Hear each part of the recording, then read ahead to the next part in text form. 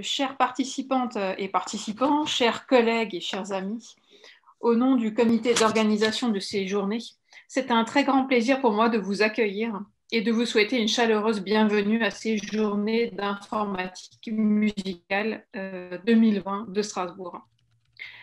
Par la force des choses, cette édition des GIM se tient cette année de façon entièrement dématérialisée. En effet, après diverses tentatives d'organisation en mode présentiel, tout d'abord au mois de mai, comme prévu à l'origine, puis au mois d'octobre selon une modalité en semi-présentiel, cette solution s'est imposée d'elle-même pour les raisons que vous connaissez. Nous tenons avant toute chose à vous remercier toutes et tous d'avoir bien voulu jouer le jeu de cette participation à distance qui vient inévitablement chambouler nos pratiques aussi bien scientifiques que sociales. Toutefois, au-delà des nécessaires adaptations d'ordre technique, la dématérialisation de ces journées nous permet aussi d'expérimenter de nouveaux outils informatiques et de dynamiser par ce biais notre communauté scientifique au travers de nouvelles modalités de rencontres et d'échanges. Cette opportunité nous permet également de maintenir le rythme des GIM en tant que rencontre annuelle pilotée par l'Association francophone d'informatique musicale, sans interruption depuis 1994. En dépit de leur mode distanciel, ces GIM 2020 demeurent fortement ancrés dans un contexte scientifique et musical local et resteront donc, pour la postérité, les GIM 2020 de Strasbourg. Sur le plan scientifique, outre les thèmes habituels reconduits, nous avons souhaité mettre en avant une thématique locale spécifique intitulée Acte musical, compositionnel, performatif, analytique et environnements informatiques. Sur la base du concept d'acte musical propre au GREAM, qui est le groupe de recherche expérimentale sur l'acte musical, notre intention était d'interroger ce dernier dans le contexte des environnements informatiques dans leur diversité, auxquels l'acte musical se trouve inévitablement confronté et au sein desquels il est susceptible de s'inscrire. En somme, nous proposions d'examiner les influences et interactions réciproques de l'acte musical et des environnements informatiques qui s'effectuent aujourd'hui dans une articulation toujours plus étroite. Nous souhaitions également accorder une attention particulière aux dimensions à la fois compositionnelles, performatives et analytiques de l'acte musical, telles qu'elles se manifestent dans la diversité des pratiques musicales actuelles.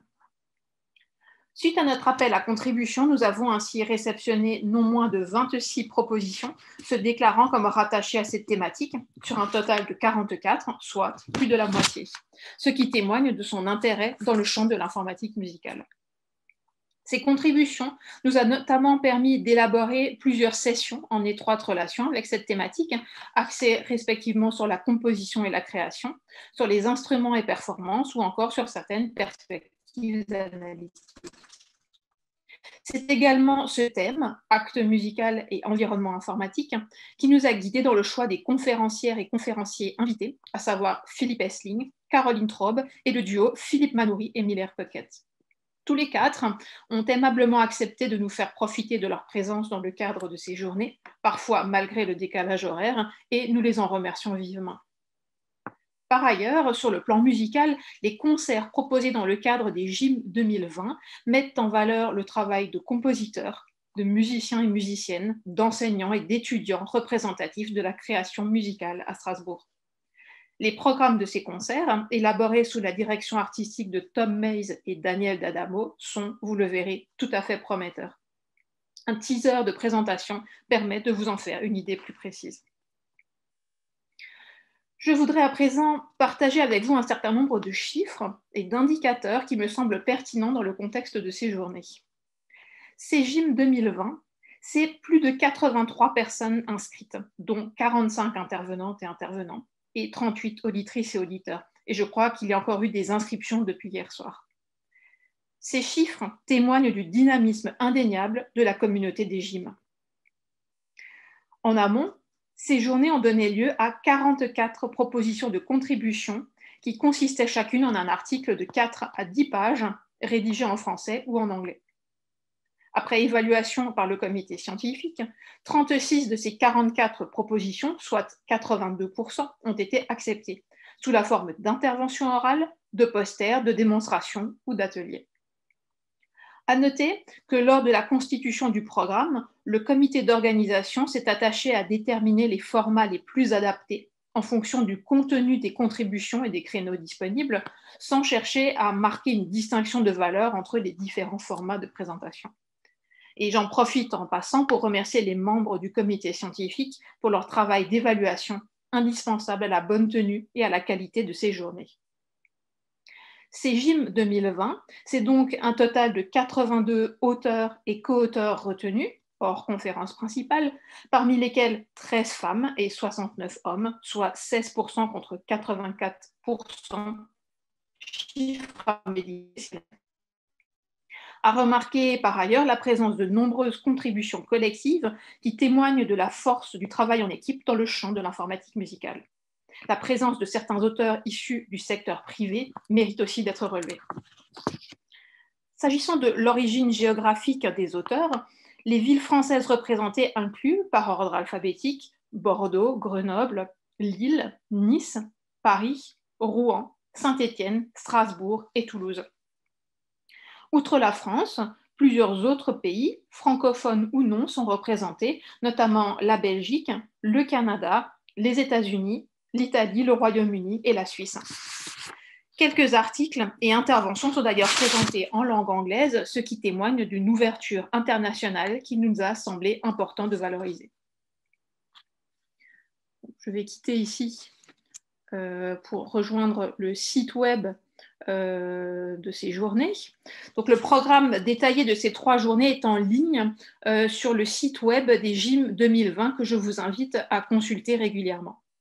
J'attire votre attention sur les horaires des 3 conférences plénières qui auront lieu aujourd'hui à 9h15 avec Philippe Essling, puis cet après-midi à 17h45 avec Caroline Traube, et enfin mercredi à 17h avec Philippe Manoury et Miller Pequette. Les 18 interventions qu'on voit ici dans le programme, qui sont programmées durant ces GIM, sont réparties en 6 sessions. Ces interventions sont chacune d'une durée de 20 minutes, suivies de 10 minutes de questions. J'en profite pour rappeler aux intervenantes et intervenants, ainsi qu'aux collègues chargés de la modération, l'importance de respecter et de faire respecter ces horaires, d'autant plus dans le contexte d'une rencontre en ligne qui doit aussi nous permettre de ménager des temps de pause.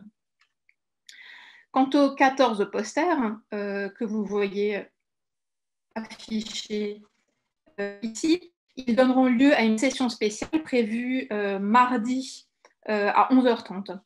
14 rooms fonctionneront en parallèle sur Zoom et pourront être visités librement pour échanger de façon informelle avec les différents auteurs de posters. Donc, nous vous invitons également à visiter la galerie posters que vous voyez ici, au sein de laquelle ces posters resteront affichés pendant toute la durée des GIM. Alors, je retourne au programme principal pour vous montrer que le programme du mardi après-midi a été conçu en étroite collaboration avec le Conservatoire de Strasbourg et la Haute École des Arts du Rhin. Il comportera un atelier pratique d'une durée de 2 heures animé par Claude Cadoz, suivi d'une conférence-concert, puis d'un concert qui seront diffusés en streaming sur la chaîne YouTube Composition électroacoustique et mixte Strasbourg. Donc, le lien est visible dans la rubrique dédiée concert, rubrique qui comporte, outre le teaser de présentation, également le programme détaillé de ces concerts. Toujours s'agissant du programme, il y aura également 2 démonstrations programmées la journée du mercredi à partir de 11h30. Enfin, le dernier après-midi inclut un créneau réservé à l'Assemblée générale des membres de l'AFIM, à laquelle tous les participants sont conviés. Assemblée générale qui sera ensuite suivie de la remise du prix Jeune Chercheur ainsi que d'une visite virtuelle de l'exposition La La Lab, The Mathematics of Music. Alors, quelques mots sur le prix Jeune Chercheur, qui a ici une page dédiée sur notre site web, pour vous rappeler qu'il sera attribué au meilleur article présenté par un ou une jeune chercheuse dans le cadre des GIM 2020. le ou la lauréate se verra attribuer une sélection d'ouvrages publiés par le GREAM, accompagnée d'une aide financière de 500 € pour l'encourager dans la poursuite de ses recherches. La liste des candidats et candidates est en ligne sur le site web des GIM, vous les voyez ici sur cette page. Nous avons reçu au total 7 candidatures, dont une candidature commune de 2 auteurs d'un même article. Donc vous êtes toutes et tous, comme c'est indiqué ici, invités à participer à un vote via le formulaire en ligne qui vous a été transmis par courriel hier soir. Les votes seront possibles jusqu'au mercredi 28 à 14 h. Je vous signale également que les préactes des GIM 2020 sont accessibles sur le site web, à cette page. Ils incluent les articles relatifs aux interventions orales, aux posters, aux démos et aux ateliers présentés durant ces journées. Ils intègrent en sus un article de Denis Lorrain qui a malheureusement été contraint d'annuler son atelier en dernière minute, mais nous avons intégré l'article dans ces préactes. Donc à l'issue des GIM, ces versions post-publication des articles seront intégrées au sein de l'ouvrage collectif numérique avec ISBN intitulé « Actes musical et environnement informatique » dont les références sont indiquées ici en bas de page. Cette solution nous a semblé la meilleure afin de valoriser ces travaux et de leur conférer la meilleure visibilité. À noter par ailleurs que tous ces articles ont l'objet d'une évaluation par les pairs ainsi que d'un travail éditorial en vue de leur publication. Alors, pour ce qui est de l'organisation pratique de ces journées, je rappelle que les activités scientifiques se tiendront par visioconférence via le logiciel Zoom et que les activités annexes auront lieu sur la plateforme Discord que nous vous invitons à rejoindre si ce n'est déjà fait. Alors, je vous montre rapidement à quoi ressemble cette plateforme. Cette plateforme très intuitive est proposée dans l'objectif de poursuivre la discussion de façon informelle sous la forme de salons et de discussions publiques, semi-privées ou privées, un peu comme dans le cadre de colloques en présentiel. Elle sera accessible librement à tout moment durant ces 3 journées, en particulier durant les temps de pause et en soirée. Nous vous convions en particulier à une rencontre collective et conviviale sous la forme d'un apéritif virtuel ce lundi soir entre 19 h et 20 h dans le salon du même nom que vous voyez affiché ici. Donc sur Discord comme sur Zoom, nous vous rappelons l'importance de vous connecter avec vos noms et prénoms complets, ce qui facilitera grandement les discussions, un peu comme les badges lors des colloques en présentiel. Voilà, je retourne sur le site web des GIM pour vous parler encore des 2 chaînes YouTube qui permettront de suivre le déroulement de ces journées. Donc, ces chaînes YouTube, les liens sont indiqués ici en page d'accueil du site. Alors, d'une part, la chaîne YouTube GIM 2020 Strasbourg permettra, vous y trouverez les vidéos des interventions orales qui seront disponibles à la fin de chaque demi-journée, ceci afin de permettre aux participantes et participants en décalage horaire de suivre l'intégralité de la rencontre sans trop de difficultés. Et quant à la chaîne YouTube Composition électroacoustique et mixte Strasbourg, que voici, elle permettra de suivre conférences, concerts et le concert du mercredi 27 en direct. Vous voyez d'ailleurs ici le teaser de présentation de ces concerts.